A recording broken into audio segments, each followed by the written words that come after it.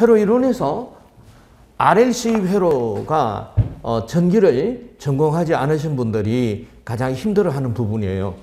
왜 그러냐 하면은 전기공학을 전공을 하면은 기초 전기전자 실습을 합니다. 가장 먼저 실습을 해요. 그러나 전기공학을 전공하지 않으신 분들은 전기전자 기초 실습을 하지 않기 때문에 이와 같은 이 소자의 특성을 알지 못해서 그렇습니다. 그래서 단순히 외우는 것은 굉장히 힘드실 거예요. 그래서 어제 말씀을 드렸듯이 외우고 이해를 하시려고 하시지 마시고 이 부분에서 시험이 어떤 부분이 시험에 났느냐라는 것을 좀 기억을 해 두시고 우리가 자 이렇게 보시면 됩니다. 자동차 운전을 하는데 그 기계, 구조, 뭐 유체, 역학 이런 걸 다 알아야 자동차 운전이 되는 거 아니죠? 자동차 운전은 어떻게 합니까? 어떻게 하죠?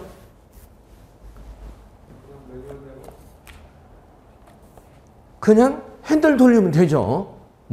그래요. 그렇게 생각하셔야 됩니다. 그렇게 생각을 하셔서 그래서 이것은 R이다. 이제 저항. 그래서 저항은 전류의 흐름을 방해하는 것이다.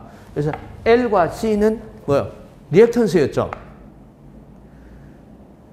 그래요. 이제 어제 기초를 들으신 분은 리액턴스. 그럼 R과 이 리액턴스는 총괄적으로 전류의 흐름을 방해하는 것이다. 이렇게. 그래서 방해한다는 것을 다른 말로 전문적인 용어로 뭐라고 그랬어요? 방해하는 거는 제어라고 했죠. 제어. 컨트롤. 자, 이 RLC 이제 회로 정수. 회로니까 회로 정수가 되겠죠. 그죠? 이와 같은 요게 이제 구체적인 것으로 만들어지면은 디바이스가 되는 겁니다. 예.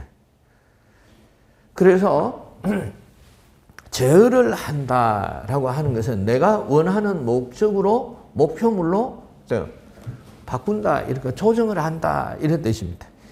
그래서 RLC 회로가 굉장히 좀 어렵습니다. 특히나 L과 C는 주파수에 따라 변하죠.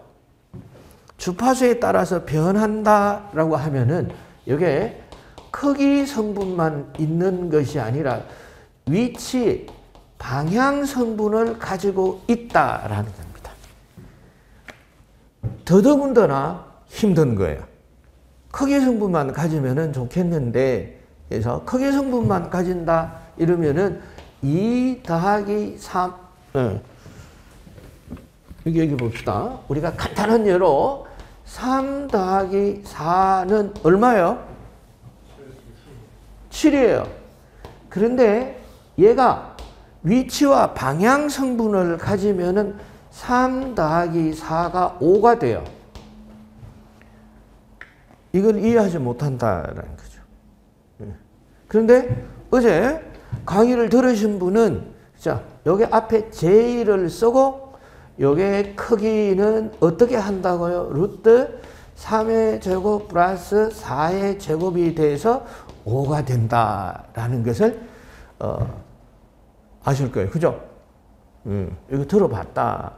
그래서 회로 이론 강의를 들으면은 이제 이렇게 강의를 할 거라고. 그래서 기초를 모르시는 분은 무슨 소리야? 3 더하기 4는 7이지 왜 5라고 그래? 이렇게. 자, 그래서 이 RLC 회로를 이제 전기 회로에서 보시면은 R은 지그재그 식으로, L은 용수철과 같이, C는 극판을 마주보고, 그래서 L은 요거는 저항성이라고 해요. 저항성. 전류가 흐르면은 방해하는 정도가 비례하는. 자, L은 유도성이라고 얘기를 합니다. 선을 연결하지 않아도 에너지가 전달이 된다. 유도성. 어제 공부를 하셨죠? 들어봤다. 그럼 얘는 용량성이더라. 양 극판이 떨어져 있다 하더라도 극판에 전하가 차지되면은 전류가 흐르는 이런 성질을 가지고 있었다. 이게 이제 전원을 연결합니다. 전원을 연결하면은 어떻게 되느냐? 이 특성들이 저항성, 유도성, 용량성의 특징이 합에서 나타납니다. 하나씩 봐도 힘든데 합에서 나오면 더 힘들겠죠. 그래서 전류가 흐를 때, 전류 I가 흐를 때 이 저항과 이 L과 인덕턴스 L과 커패시턴스 C가 합해지는 것을 임피던스라고 한다. 그래서 G라고 어제 우리가 배웠습니다. 그래서 G가 되니까 자 시험 문제에서는 뭐가 출제가 되느냐? 그럼 이 합한 성질 임피던스를 구해봐라라는 거예요. 그럼 어떻게 하느냐? 자 이와 같은 저항이나 이 인덕턴스나 커패시턴스 요거는 이제 원래 자기 이름이고 우리말로 한다면 코일, 콘덴서 요거는 저항 이 세 개가 직렬로 연결이 되어 있으니 그때 다 더해주면 되죠. 그래서 저항 플러스 JXL 플러스 JXC 이렇게 해주면 돼요. 자, 이게 리액턴스다. 그래서 오늘 처음 들으시는 분들은 이게 무슨 얘기를 하는지 잘 모르실 거예요. 그래서 앞으로 강의를 들으실 때 결석하시면 안 돼. 결석하시면은 이제 강의가 4시간 진행이 되는데 결석하시면은 그거를 이해가 안 되세요. 그래서 될 수 있으면 결석을 하시지 마셔야 돼요. 그래서 시험에 떨어지시는 분은 결석하시는 분. 결석은 자 그렇다면은 이 엑셀이 뭐냐, XC가 뭐냐 해서 어제도 공부를 했습니다. 엑셀은 오메가 L이고 XC는 오메가 C분의 1이 되더라. 자, 그래서 R 플러스 J 오메가 L 그대로 집어넣는 거예요. 더하기 사실은 이 J가 여기 붙어 있었어요. 오메가 C분의 1 이렇게. 그런데 J라고 하는 거는 그냥 들어두세요. J라고 하는 것은 루트 마이너스 1이에요. 자, 그래서 제곱하면 마이너스 1이 되는 거예요. 실수책에는 제곱해서 마이너스 되는 숫자가 없어요. 제곱하면 모든 숫자가 부호에 관계없이 전부 플러스가 되죠. 그런데 얘는 마이너스가 돼요. 그럼 실수가 아니다라는 거예요. 그래서 이 J를 허수의 기본 단위다 이렇게 얘기를 합니다. 허수다 이런 얘기죠. 실수가 아니니까 허수예요. 자, 그래서 이 J가 붙은 거는 다 허수다 이렇게 보시면 돼요. 그래서 J는 허수를 표시하는 것이다 이렇게 보시면 되죠.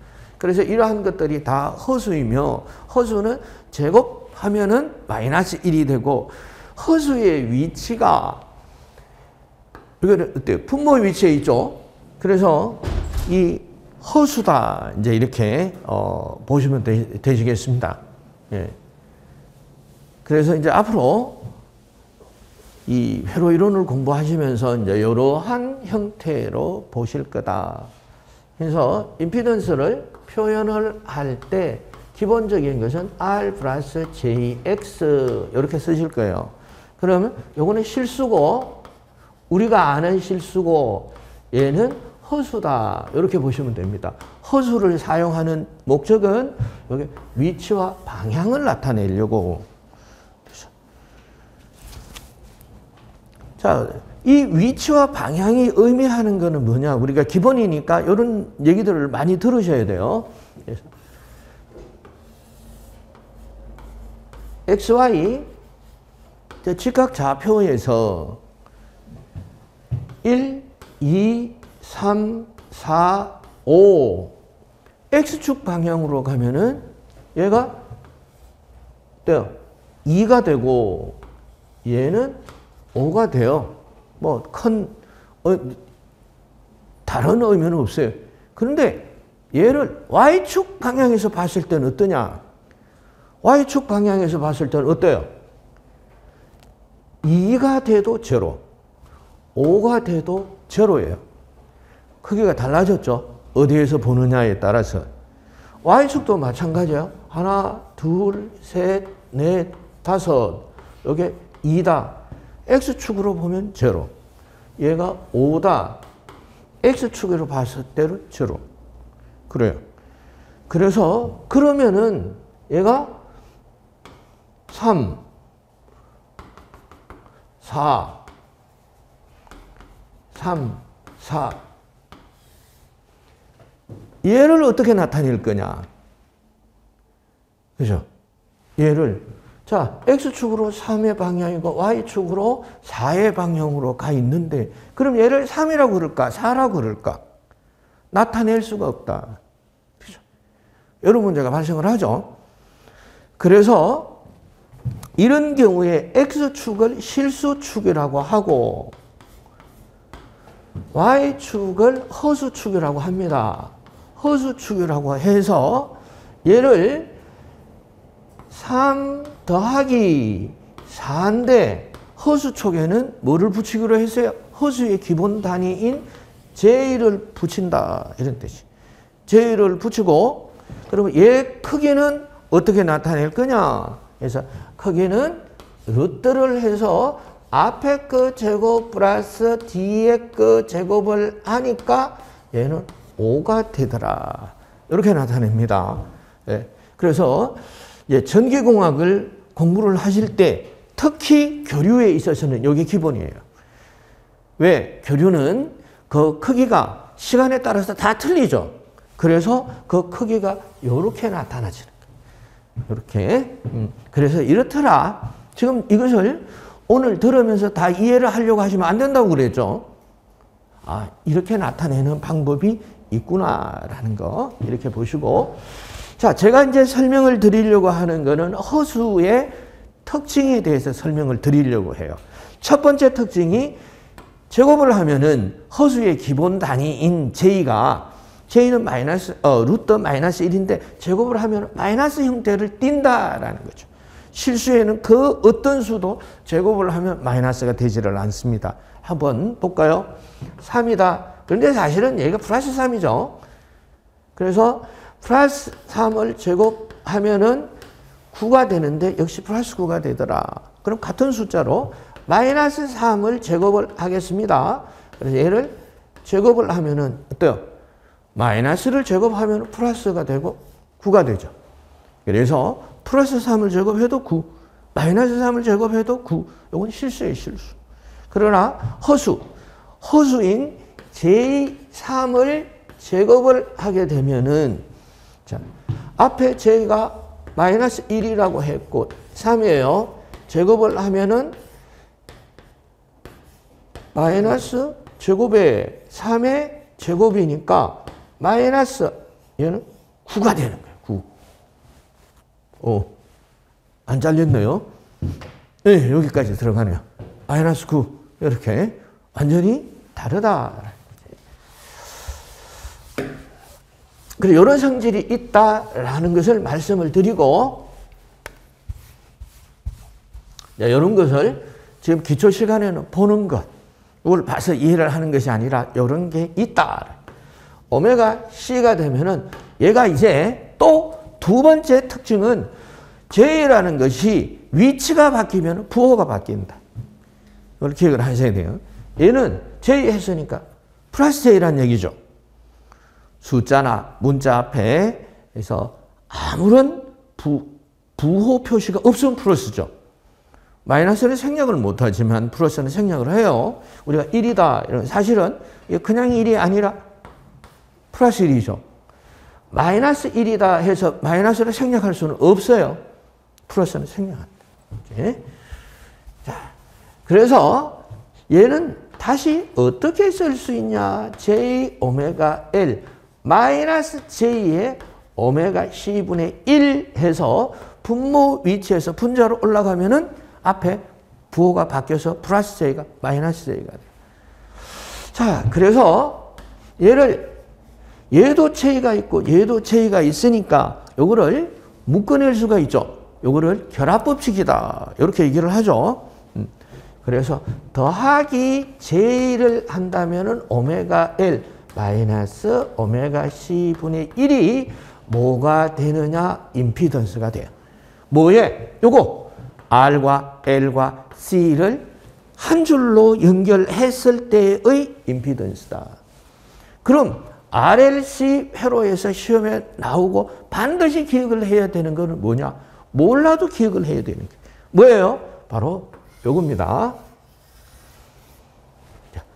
이게 RLC 직렬회로, RLC 병렬회로의 이게 답이에요. 이것만 알면 다 했어요. 이것만 하면은 RLC의 모든 이 교재 16페이지, 17페이지, 이 18페이지, 19페이지에 다 한 거예요, 이게. 요게 키다. 반대로 요걸 모르면은 하나도 모른다. 이해 자체가 안 된다라는. 그럼 어떻게 해야 되냐? 요걸 외우는 거예요. RLC 직렬 회로의 합성 임피던스는 R 플러스 J 오메가 L 마이너스 오메가 C분의 1이다. 이렇게. 공부는 전기 공부는 말로 하는 거야. 말로. 내가 말로 말할 수 있느냐? 머리를 하는 게 아니에요. 말로 말할 수 있을 때 내가 그거를 알았다라고 얘기를 합니다. 그래서 합성 임피던스, RLC 직렬회로의 합성 임피던스는 G는 R 플러스 J 오메가 L 마이너스 오메가 C분의 1이다. 이렇게 말씀을 하실 수 있으셔야 돼요. 자, 여기에서 어떨 조건, 공진 조건을 알아봅니다. 공진 조건. 공진이다라고 하는 것은 기본적인 의미, 공진에서 기본적인 의미가 공진이 꽤 어려운 거예요. 어렵고 공진이 많이 이용이 돼요. 그런데 이걸 간단하게 말씀을 드린다면은 자, 요런 파형에 있어서 교류죠. 교류파형. 교류파형은 어떤 파형이라고요? 원점을 지나는 물결파의 모양을 교류파형이라고 하고 이름은 미국 말로는 사인파, 한국 말로는 무슨 파라고요? 정현파라고 합니다. 자, 이 정현파에서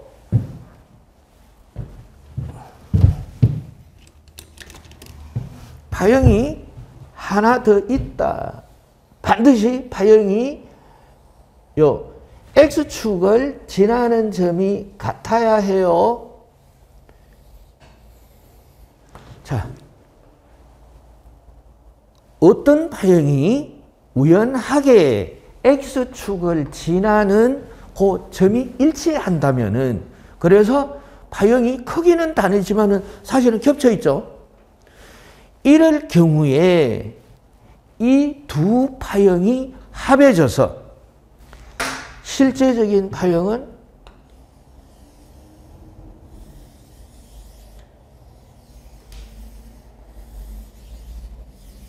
이런 파형이 생기는 거예요. 훨씬 더 커져 버려죠. 그래서 이 높은 이 파고치에 의해서 예를 들어서 전등을 달았다 하면 전등이 터져 버리는 거예요. 그리고 자, 이게 어떤 물질의 고유 파형이다. 모든 물질은 진동 파형을 가지고 있습니다. 고유 파형이다. 이게 부과가 됐을 때 이 고유 파형과 같은 주파수의 파형이 부과되면은 고유 파형이 이렇게 변해요. 이렇게 변하니까 터져버려요. 다시 말해서 건물도 고유의 주파수를 가지고 있어요. 이런 파형을 가지고 있어요. 외부에서 똑같은 파형의 크기가 다른 똑같은 파형을 조사를 해버리면 그 건물이 파괴돼요.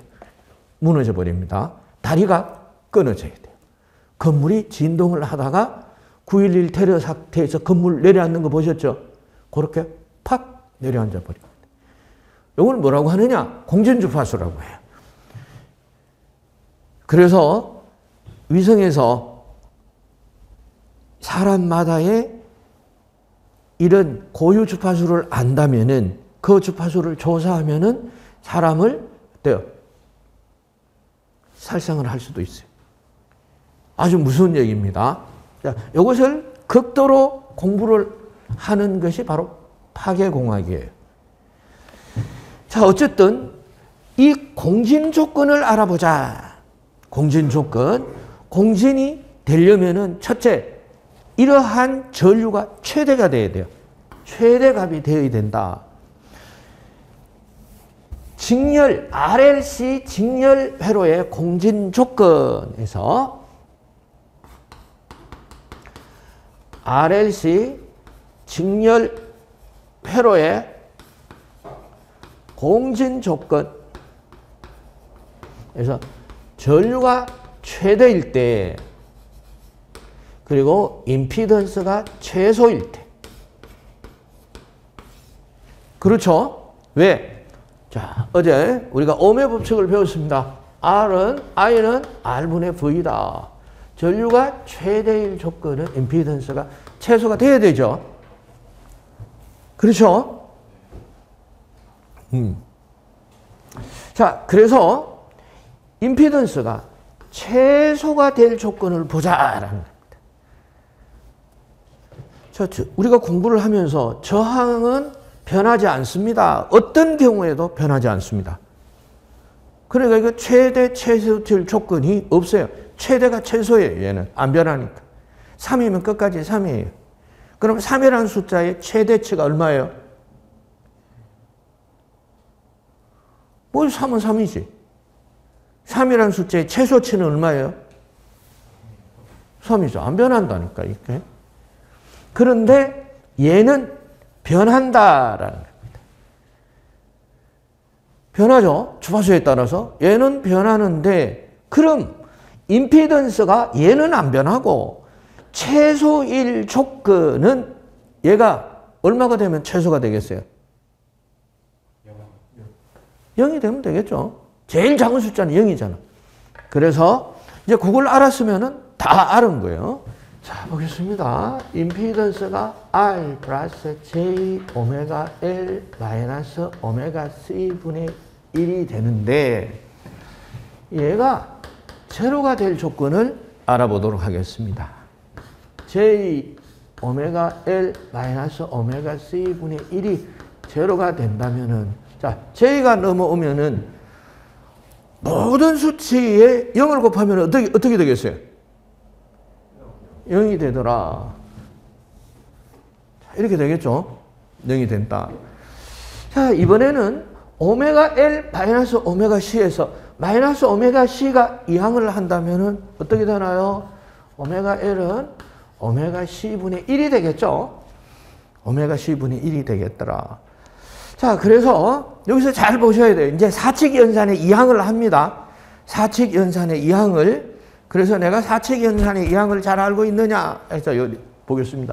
얘가 다시 이렇게 이항을 해보겠습니다. 그러면은 오메가 제곱 LC가 1이 되겠죠. 그죠? 그렇죠? 이게 답이에요. RLC 직렬 회로에서의 공진 조건이 뭐냐? 오메가 제곱 LC가 1일 때. 예.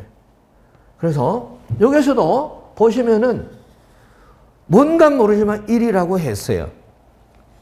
앞으로 전기공학 쪽에 기사 시험을 준비를 할 때 뭔지 모르지만 1이다 하면 시험에 나옵니다. 뭔지 모르지만 제로다 하면 시험에 나와요. 꼭 기억을 하셔요. 이렇게 공부를 하는 거예요. 다만 내가 외울 수 있는 방법이 이런 거예요. 오메가 제곱 LC가 1이 되더라라는 것을 한번 찍고 다시 오메가 제곱에서 LC가 이제 이항을 합니다. 오메가 제곱 곱하기 LC에서 곱하기 LC가 이항을 하면 뭐가 돼요?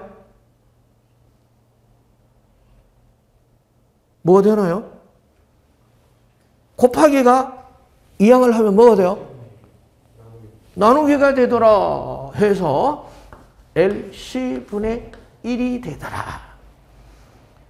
자, 이제 두 번째 제곱이 이항을 해요. 제곱이 등호를 중심으로 이항을 하면 뭐가 되죠? 제곱근이 되죠. 우리말로 제곱근, 영어로는 루트라는 게 되죠. 오메가가 루트 LC분의 1이 되더라. 자, 루트 LC분의 1은 루트 LC의 루트 1과 같아서 루트 LC의 루트 1은 1이죠. 1.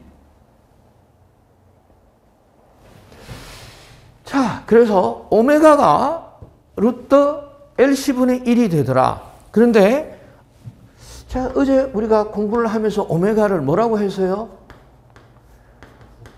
각속도라고 하며 2파이F다. 이렇게 배우셨죠? 2파이F다. 그래서 오메가 대신에 2파이F라고 쓸 수가 있고 여기서 F를 두고 2파이를 등호를 중심으로 다시 이항을 하면 어떻게 되나요? 어떻게 돼요? 2파이분의 1이 되고 여기에 있었죠? 루트 LC분의 1이 되더라. 그래서 얘는 그냥 붙여 쓸 수 있죠? 2파이 루트 LC분의 1 단위는 주파수니까 헬저가 되더라. 요 주파수를 공진 주파수라고 합니다. 그래서 잘 모르겠습니다. 이해가 잘 안 되네요. 라고 하시는 분은 자, 그럴 수 있어요. 자, 이것을 외운다. 어떻게? 말할 수 있을 때까지. 그래서 RLC 직렬회로의 합성 임피던스는 R 플러스 J 오메가 L 마이너스 오메가 C분의 1이며 공쟁 주파수는 2파이 루트 LC분의 1이다. 이렇게 거울을 보고 말할 수 있을 때까지 반복한다. 이건 어렵지 않죠? 그래서 누가 RLC 직렬회로의 합성 임피던스가 그러면은 어때? R 플러스 J 오메가 L 마이너스 오메가 C분의 1. 그리고 공전 주파수는 2파이 루트 LC분의 1. 이러면 다 했다라는 거예요. 이런 이제 교재 볼 필요가 없습니다. 다 했어요. 그래서 요거를 기본으로 해서 공부를 하시고 반드시 기억을 하셔야 되는 게 자, 그런데 회로가 반드시 RLC 3개가 한 줄로 된 것만 있느냐라는 얘가 이런 것도 있겠죠. 2개만 있는 거. 자, 2개만 있는 게 뭐가 없어요? RLC에서 뭐가 없어요? C가 없으니까 잘 들으세요. 그래서 합성 임피던스에서 C가 없으니까 C를 가려라. 그러면은 합성 임피던스 RL 직렬회로의 합성 임피던스는 뭐가 되나요? R 플러스 J 오메가 1. 자, 그럼 이번에는 저항과 요 회로는 어떻게 되겠습니까? 이 회로는 뭐가 없어요, 이번에는? RLC에서 L이 없죠? 그럼 L을 가려라. 그러면 R 마이너스가 되죠. 이번에 마이너스가 붙었으니까 마이너스 J 오메가 C분의 1이다. 그럼 RLC 직렬, RL 직렬, RC 직렬을 다 했죠. 다 했습니다. 자, 그럼 이번에는 RLC 병렬을 해보도록 하겠습니다. 자, RLC 병렬은 여러 줄로 연결된 것을 병렬 연결이라고 하더라라고 배웠어요. 자, 그럼 병렬은 우리가 저항에 접속, 저항에 연결해서 공부를 했는데 직렬, 연결일 경우에 합성 저항은 더한다. 두 개만 해볼게요. 똑같잖아요. 더하면 계속 더해주면 되니까 더한다. 자, 두 번째, 병렬 연결할 경우에 합성 저항은 어떻게 했나요? 더하기는 더하는데 그냥 더하는 것이 아니라 역수죠. 분의 1.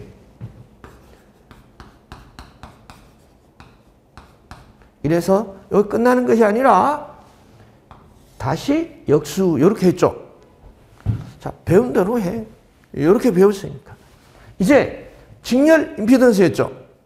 그럼 이번에 병렬로 가봅니다. 그럼 병렬은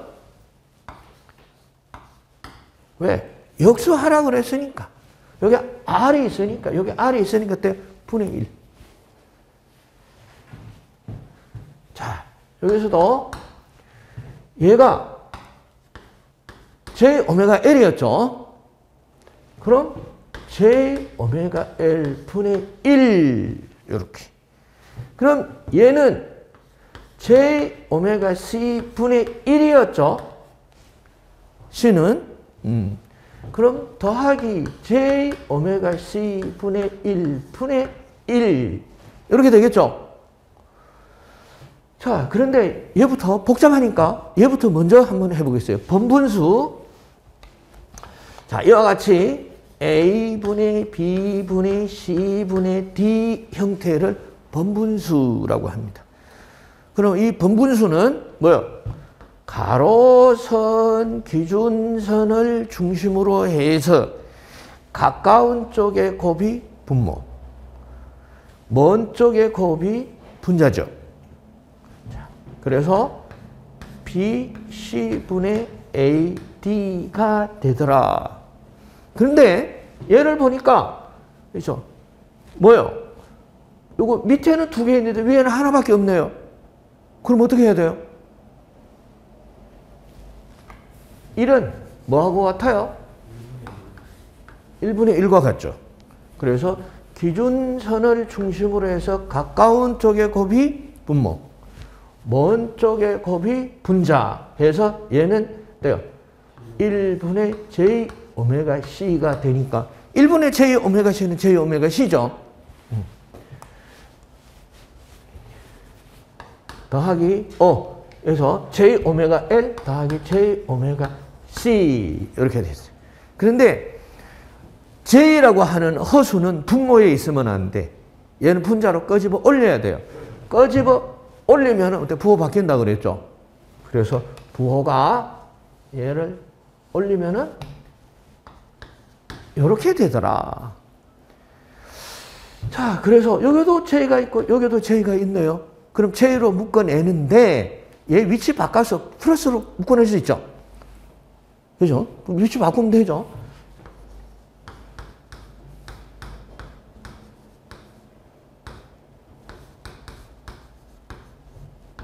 이렇게 위치를 바꿀 수가 있다라는 얘기입니다. 그래서 자, 얘는 R분의 1 더하기 JωC 마이너스 ωL분의 1이 됐는데 얘가 합성 임피던스가 아니다라는 거죠. 뭐가 한 단계 남았어요? 다시 분의 1, 다시 전체 분의 1이 타면은 이게 병렬회로의 합성 임피던스다. 왜요? 할 수 있을 것 같아요?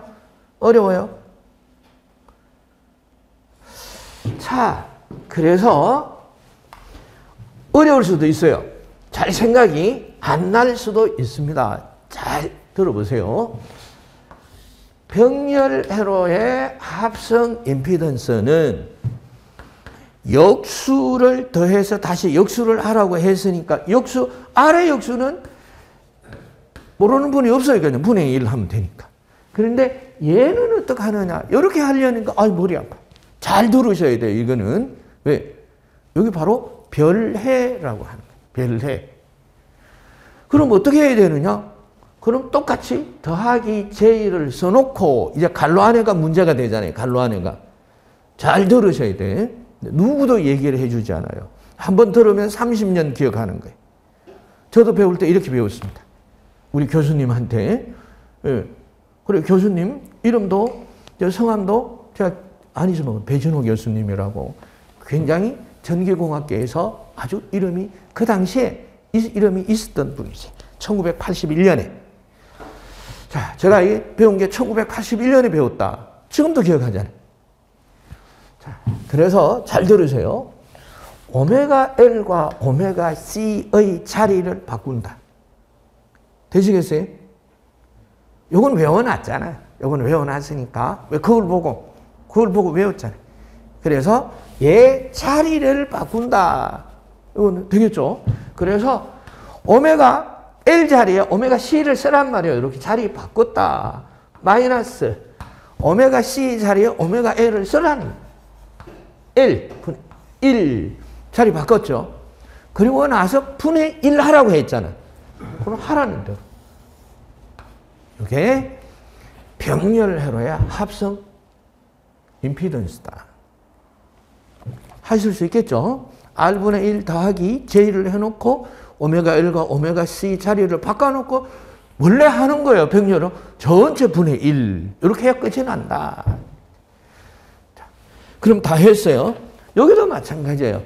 그럼 RLC 3개 있는 것이 아니라 2개 있으면 어떡하냐? RL 2개, C가 없다. 그럼 어떻게 하라고요? C가 없어 어떻게 하라고요? C를 가린다. L이 없어요. 어떻게 해요? L을 가린다. 그럼 다 했잖아요. 그럼 RLC 직렬회로 3개, RLC 병렬회로 3개, 6개를 다 한 거예요. 자, 그런데 직렬회로일 때에 공전주파수라는 걸 했잖아요. 공전. 그럼 병렬회로의 공전주파수는 어떻게 될까? 직렬회로는 전류가 최대일 때 임피던스가 최소일 경우에 공전조건이라고 합니다. 그럼 병렬회로요 반대가 되면 되겠죠. 그럼 전류가 어떨 때요? 최소가 되고 임피던스가 최대가 될 조건. 그래도 어려워. 직렬할 때 어려웠어. 뭐가 왔다 갔다 해가지고 뭐가 됐어 되기는. 그런데 외우고는 했죠. 어떻게? 공전주파수는 2파이 루트 LC분의 1. 이거는 입에서 떨어지면 안 돼. 이런 것들은. 예, 2파이 루트 LC. 이렇게 외우는 것이 전기공학이에요. 오메 법칙. V는 IR, I는 R분의 V, R은 I분의 V. 이렇게 배우고 P는 V 곱하기 I, P는 I 제곱 R, P는 R분의 V 제곱, W는 P 곱하기 T, P는 와트, T는 세크니까 와트 세크가 줄. 이렇게 하는 거 공부예요. 이렇게 말할 수 있느냐 하는 거예요. 그렇게 해야 이제 본 과정을 들을 준비가 됐다라는 겁니다. 그래서 제가 말을 하면서 1분 안에 배운 거 직렬회로에서 직류회로에서 배운 거 다 말해버렸죠. 그렇게 말하면 돼요. 그리고 이것도 두 번째가 요거예요. 요거. 두 번째도 했고 교류다라고 하면 교류는 VT는 VM 곱하기 사인 오메가 T 플러스 세타. 그럼 다 했어 이게. 요런 마디마디가 있다. 이거를 알고 있느냐라는 게. 그래서 그것만 자꾸 말해보면 기초가 끝나는 거예요. 자, 요걸 다 했어요. 제가 이렇게 장황하게 설명을 드리는데 이유가 있겠죠. 이유가 있어요. 그래서 병렬회로의 공전주파수는 직렬회로의 공전주파수와 똑같다. 그럼 얼마란 얘기예요?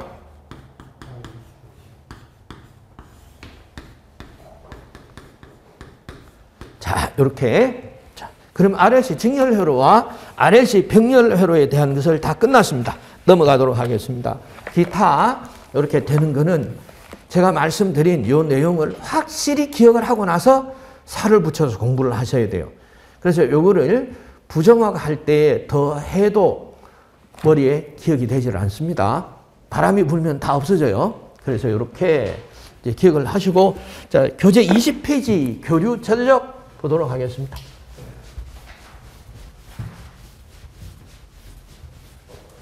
그래서 한꺼번에 다 하려고 하시면 안 돼요. 항상 뼈대. 우리가 통영에 가면은 통영 앞바다에 모를 많이 꼽아놨죠.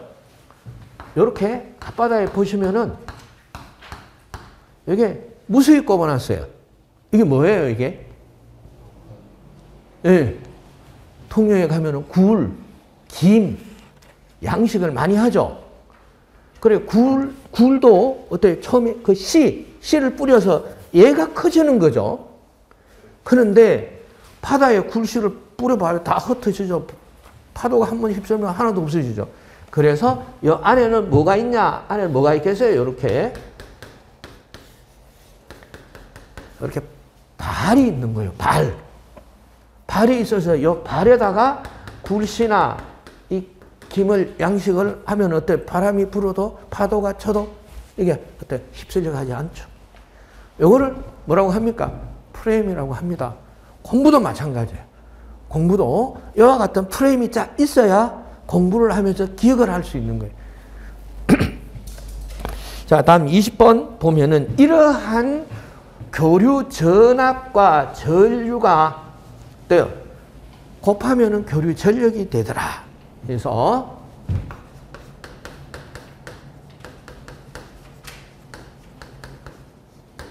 교류 전력. 그래서 전력은 기본적으로 V 곱하기 I가 교류 전력이에요. 기본적으로. 그런데 교류 전력은 세 가지 형태로 구분할 수 있어요. 그래서 첫째에서 피상 전력, 두 번째 유효 전력, 세 번째 무효 전력. 자, 피상 전력을 PA로 나타냅니다. 그리고 유효 전력을 P로 나타내고 무효 전력을 PR로 나타냅니다. 그래서 피상 전력은 V 곱하기 I, 단위는 볼트 암페어 이렇게 나타내요. 그런데 볼트 암페어라는 단위가 실제 사용하는 단위로서 작아요. 그래서 실제 사용하는 단위는 kVA를 써요. K라고 하는 것은 10의 3성을 의미합니다. 1000을 의미해요. 1000. 그래서 kVA를 쓴다. 이렇게 기억을 해주고, 자, 유효 전력은 V 곱하기 I의 코사인 세타를 곱합니다. 이제 삼각함수 이제 배우셨어요. 삼각함수는 뭐예요? 쉽게 말씀드리면 우리가 직각삼각형을 많이 나타내니까 직각삼각형에 있어서의 요 관계를 나타내는 거죠. 그래서 밑변 그리고 높이 빗변의 관계를 삼각함수로 나타냈어요. 그래서 삼각함수로 나타내는데, 자, 그럼 코사인이 뭐냐? 코사인은 처음 글자가 뭐예요? C니까 C를 쓰자. 여기서 C를 쓰니까 C를 처음 시작하는 점이 있고 끝나는 점이 있죠. 그래서 코사인, 여기 각도가 세타라고 한다면은 코사인 세타는 시작하는 C분의 끝나는 점 A를 코사인 세타라고 한다. 다시 말해서 빗변과 밑변의 관계를 코사인이라고 얘기를 합니다. 그리고 사인 세타는 처음 글자가 S죠. S니까 S를 영어를 옛날에는 필기체를 썼어요. 필기체. 그래서 S의 필기체가 이게 영어 S예요. 그래서 여기서 S를 씁니다. 이렇게 필기체 S를 쓰니까 처음 시점이 뭐예요? 어디서 시작했어요? C에서 시작을 했다. C분의. 어디서 끝났어요? B. 그래서 사인 세타는 C분의 B다. 그래서 탄젠트 세타. 탄젠트 세타 처음 글자가 뭐예요? T. 그래서 T를 써보자. 그럼 시작 지점이 뭐예요? A분의 끝나는 점 B가 탄젠트더라. 이렇게 해서 삼각함수를 우리가 이렇게 하시면은 제일 기억하기가 좋으세요. 자, 그래서 코사인 세타야. 코사인 세타. 그리고 단위는 와트인데 이걸 와트라고 해요. 와트인데 얘도 너무 작아. 그래서 실제 사용하는 단위는 킬로와트를 쓰고 있습니다. 자, 무효전력인데 무효전력도 V 곱하기 I의 사인 세타로 하며 단위를 VAR이라고 하고 읽기를 바르라고 읽습니다. 바르. 이것도 오늘 처음 듣는 이런 영어가 되겠죠. 바르. 사실은 잘 쓰지를 않아요. 역시 사용 단위는 킬로바르. 자, 그럼 이 세 개의 전력이 서로 어떤 관계가 있느냐. 그래서 삼각형을 그려놨습니다. 그래서 전기공학을 할 때 이 직각삼각형이 아주 여러모로 쓰이죠. 그래서 이번에는 이 전력에 있어서는 빗변을 P, 즉 유효전력, 그리고 높이를 PR, 무효전력, 요거를 세타, 그리고 얘는 피상전력이라고 할 때 피상전력은 빗변하고 같으니까 루트 하면 되죠. 루트 뭐요? 밑변 제곱 플러스 높이 제곱. 이건 안 변한다. 아주 피타고라스라는 분이 어떻게 이런 것까지 예견을 하고 이 빗변의 정리를 했는지. 그래서 P의 제곱 플러스 PR의 제곱과 같다. 많이 활용이 됩니다. 전기공학에서 많이 활용이 된다. 그럼 자, 여기서도 코사인 세타에 대한 것도 알아보겠습니다.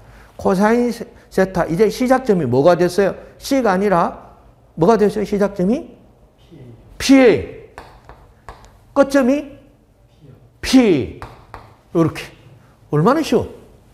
네, 여기 바로 코사인 세타가 역률이에요. 역률. 역률해서 예를 들어서 어떤 시스템에 입력이 들어가요.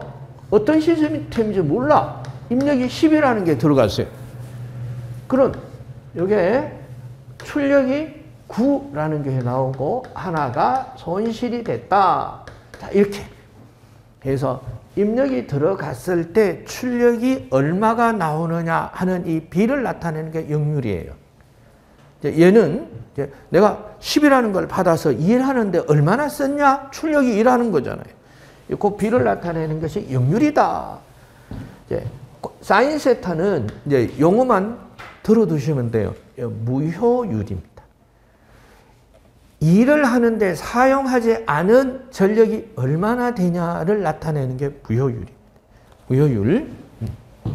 자, 이렇게 기억을 좀 해주고, 이런 게 세 개가 있다. 이제 앞으로 배우시게 되겠죠? 자, 이렇게 좀 보시고. 자, 교재 22페이지 보시면은 삼상교류의 결선이라는 걸 한번 보도록 하겠습니다. 이런 이제 기본이 잡혀져야 그래서 부가적인 내용을 또 학습을 하실 수 있으세요.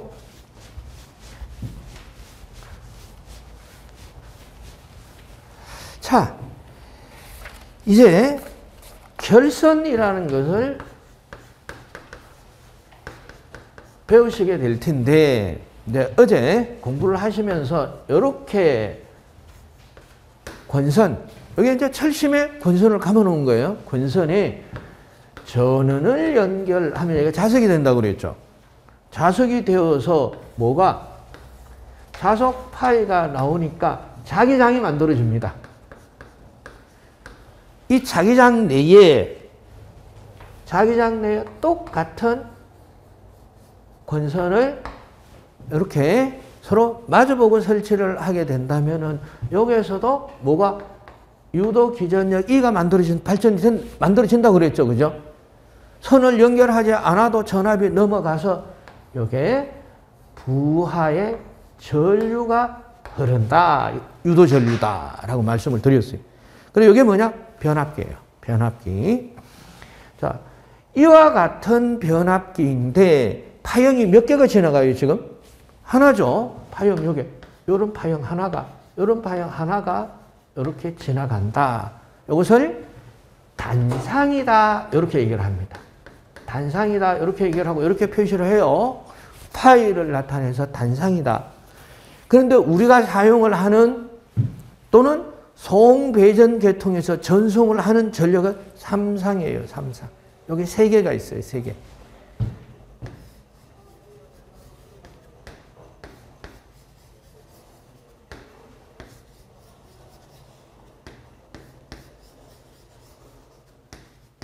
여기 삼상입니다. 삼상. 쉽게 말해서 변압기 3대가 있는 거예요.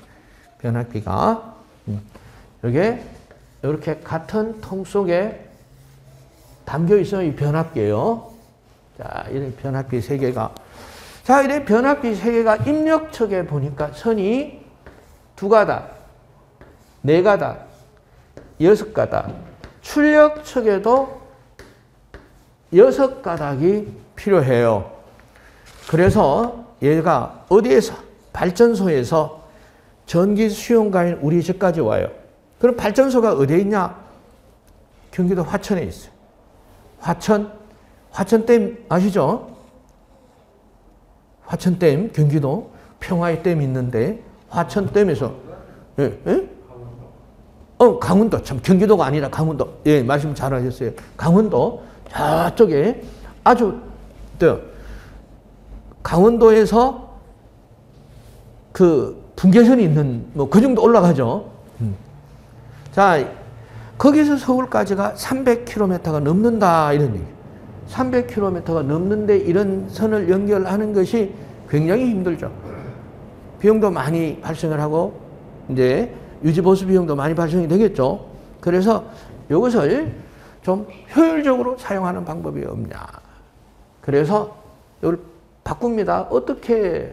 이렇게 바꾸고 나니까 3가닥, 3가닥으로 줄었죠. 서로 떨어져 있는 권선을 붙여놨죠. 이걸 뭐라고 하냐? 결선이라고 얘기를 합니다. 결선. 결선을 하고 보니까 모양이 얘는 어떤 모양을 하고 있어요? 이 모양을 하고 있죠. 여기 알파벳에 뭐예요? 무슨 자예요? 그래서 얘를 Y결선이라고 얘기를 해요. 그런데 미국 사람들은 스타 결선이라고 얘기를 합니다. 미국 사람들은 이 별을 그릴 때 이렇게 그려요. 이렇게 그려요. 그러니까 스타가 맞죠. 한국 사람들은 별은 이렇게 안 그리죠. 여기서 문화의 차이입니다. 자, 스타 결선이라고 하고 얘는 모양이 무슨 모양을 하고 있어요? 그래서 세모 결선. 미국 사람들은 세모를 델타라고 합니다. 델타 결선. 자, 이렇게 결선을 하고 보니까 얘는 각 권선을 한 점에 붙여놨죠. 그 점이 어디에 있어요? 여기. 점이 어디에 있나요? 중간에 있죠. 그래, 중간에 있는 점을 뭐라고 해요? 중간에 있는 점.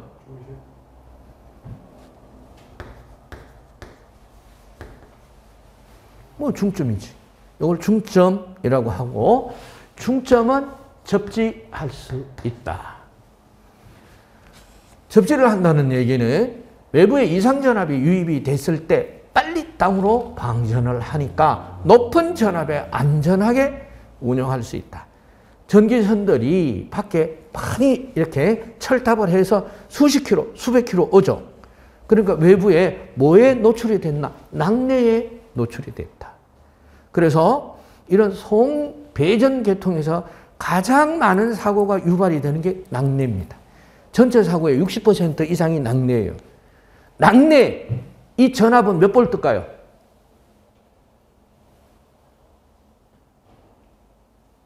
몇 볼트 같아요?